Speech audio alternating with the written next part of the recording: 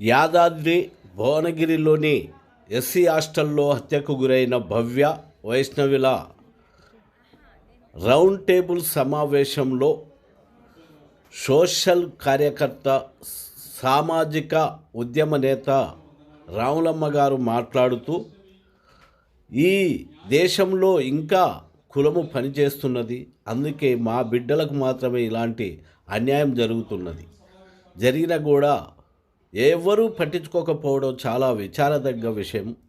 ఈ రాజ్యం దొరల రాజ్యం అంటూ దుయ్యబట్టింది. ఈ సందర్భంగా తను మాట్లాడుతూ దిశ హత్య తరువాత చించుకొని రోడ్లెక్కిన వాళ్ళు ఈరోజు ఎక్కడ ఉన్నారు, ఇవి ప్రాణాలు కాదా, వీళ్ళు స్త్రీలు కాదా అని ప్రశ్నించడం జరిగినది. ఒక రెడ్డి బిడ్డ కాబట్టే ఆమెకు ఆ విధంగా స్పందన వచ్చింది. పోలీసులతో సహా ఈరోజు పోలీసులే కావాలని అణగదొక్కుతున్నారు. ఈ పోలీసు వ్యవస్థ ఎవరి కోసం పనిచేస్తుంది? దీంట్లో కూడా దళిత బహుజన ఆఫీసర్స్ ఉన్నారు కదా, వాళ్ళు ఏం చేస్తున్నట్టు? రాజ్యాంగము అంబేద్కర్ చెప్పిన విధానాలకు లోబడి పనిచేస్తున్నట్ట లేక బానిసగిరి చేస్తున్నట్ట ఆలోచించుకోవాలని మాట్లాడారు. రాములమ్మ, నేను మహిళల సమస్యల మీద గత 20 సంవత్సరాల నుంచి స్టేట్ వైజ్గా వర్క్ చేస్తూ ఉన్నాను. ఈరోజు ఈ సమావేశానికి హాజరు కావడానికి చాలా బాధాకరమైన విషయం. హాజరైన ప్రతి ఒక్కరికి పేరు పేరున ధన్యవాదాలు తెలుపుతున్నాను. ఈ సంఘటన తెలంగాణ రాష్ట్రంలో ఇదొక్కటే కాదని మీకు గుర్తు చేస్తూ ఉన్నాను. ప్రతి గురుకుల హాస్టళ్లలో నిరంతరం జరిగే ఒక ప్రక్రియ రాక ఎవరూ అడిగేవాళ్ళు లేరని, ఏదో ఒక రకంగా ఏదో ఒక సమస్య మీద ఎన్నో రకాలుగా ఆడపిల్లలను ఇబ్బంది పెడతా ఉన్నారు. ఈ సంఘటనకు వచ్చినట్లయితే అమ్మాయిలది హత్య జరిగింది, స్పష్టంగా కండ్ల కట్టినట్లుగా హత్య అని నిరూపణ జరుగుతూ ఉంది. ఎందుకంటే ఉరివేసుకున్న సమయం వాళ్ళు చూపించినట్లుగానే అమ్మాయిలు హాస్టల్లో లేకపోవడం, ఆ తర్వాత హాస్టల్కు రావడం, చాలా రకాలైన అనుమానాలు కళ్ళగట్టినట్లు ఇందులో కనిపిస్తూ ఉన్నాయి. అంతేకాకుండా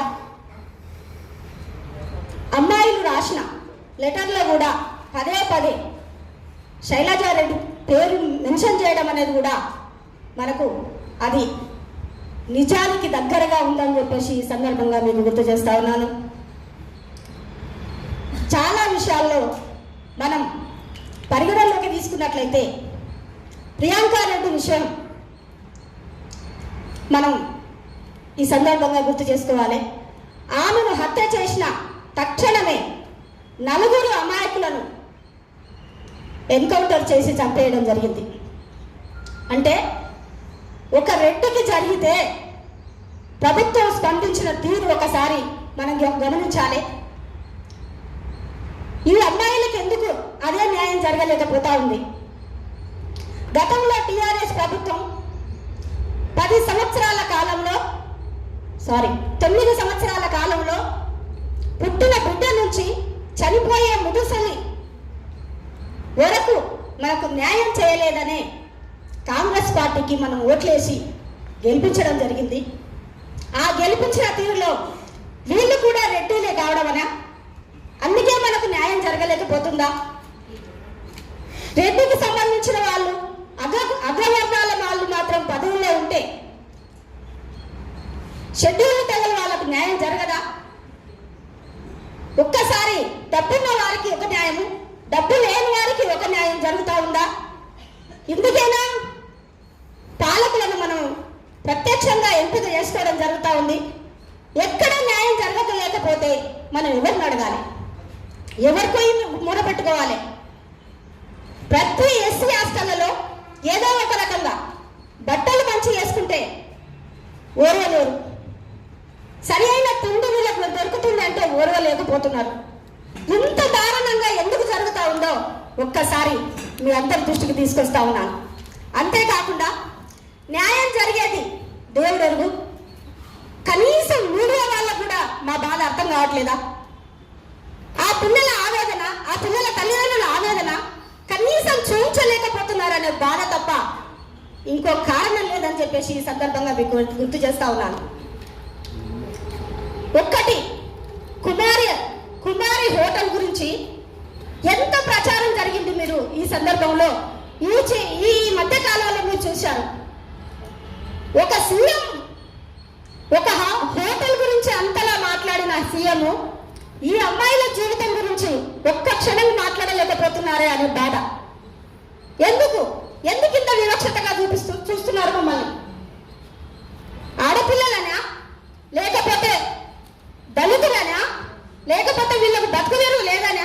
అసలు మా మీద ఎందుకు ఇంత దారుణంగా దాడి చేస్తా ఉన్నారని చెప్పేసి మేము ప్రశ్నిస్తా ఉన్నాం. ఎందుకు దాడి చేస్తున్నారు? నిరంతరం దాడి, నిరంతరం ఏదో ఒక ప్రక్రియ, ఏదో ఒక దగ్గర, ఏదో ఒక చోట ఇంత దారుణంగా మమ్మల్ని దాడికి గురి చేస్తే మేము బ్రతకాల్లో వద్ద సీఎం గారు మీరు ప్రత్యక్షంగా చెప్పగలరని చెప్పేసి ఈ సందర్భంగా అడుగుతా ఉన్నాం. మాకు రక్షణ ఎక్కడ ఉంది?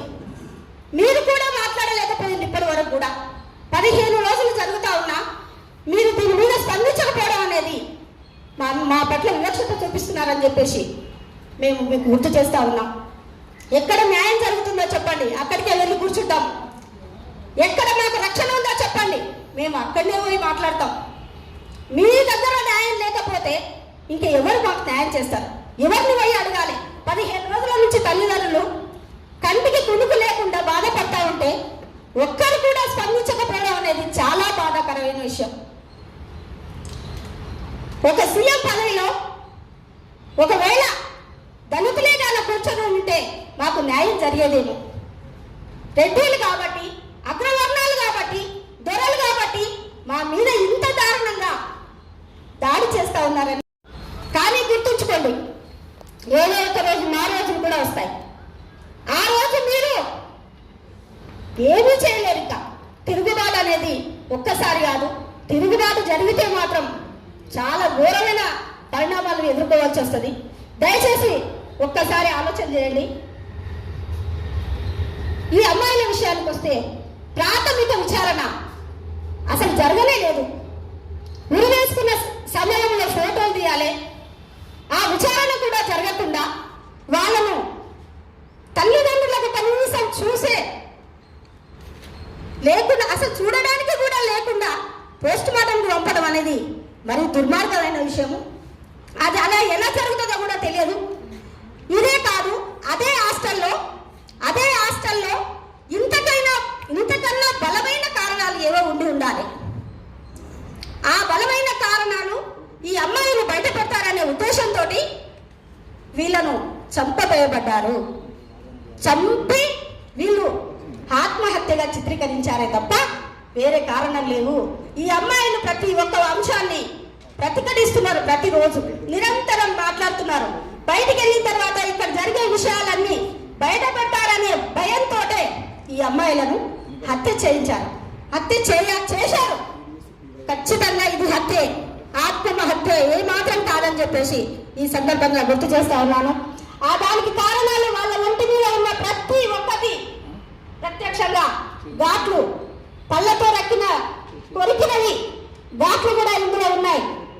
గుర్తు చేసుకొని ప్రతి విషయాన్ని కూడా మీరు ఈ దెబ్బలు ఎందుకు తగ్గుతాయి? ఒకవేళ ఉరి వేసుకున్నట్లయితే సిగరెట్లతో కాల్చిన ఆనవాళ్ళు ఒంటి పైన ఎందుకుంటాయి? ప్రతి ఒక్కసారి ప్రతి ఒక్క చోట మీరు గమనించాల్సినగా కోరుతున్నాము. మీడియా మిత్రులకు ఒకటే చెప్తున్నాను, కనీసం చనిపోయిన పిల్లల ప్రచారం కూడా చేయకపోవడం అనేది చాలా బాధేస్తుంది. ఇక్కడ మా పిల్లలు చదువుతున్నారు. నేను ఈరోజు ఈ సమావేశానికి వస్తున్నా అంటే ఎందుకు వెళ్తున్నావు అంటే ఇలా జరిగిందని అంటే, అవునా మమ్మీ అలా జరిగిందా అని అడుగుతా ఉన్నారు.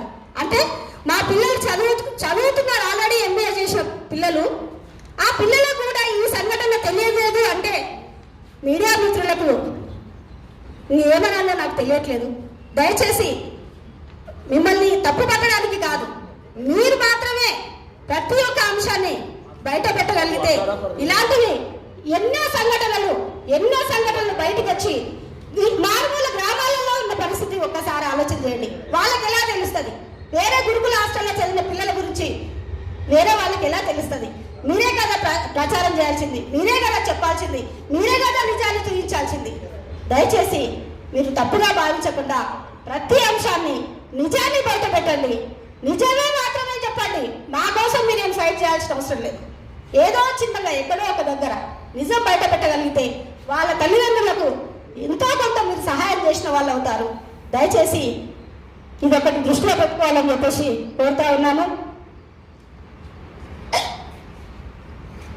ఇప్పటికీ చాలా విషయాలలో చాలా సమస్యల మీద ఇలాంటివి జరిగినాయి. కానీ ఓన్లీ ఈ పిల్లల విషయం మాత్రమే బయటికి రాకుండా, బయటికి పొక్కకుండా ఉన్నారంటే దానికి కారణం పెద్ద వాళ్ళు ఉన్నారని చెప్పేసి స్పష్టంగా అర్థమవుతుంది. ఎంత పెద్దవాళ్ళైనా కానీ మా ఉద్యమానికి తలంచక తప్పదు. ఏదో ఒక రోజు మేము ఇది న్యాయం జరిగే వరకు వీళ్ళకి న్యాయ పోరాటానికి మేము సిద్ధంగా అవుతున్నామని చెప్పేసి ఈ సందర్భంగా గుర్తు చేస్తూ ఈ అవకాశం ఇచ్చిన అందరికీ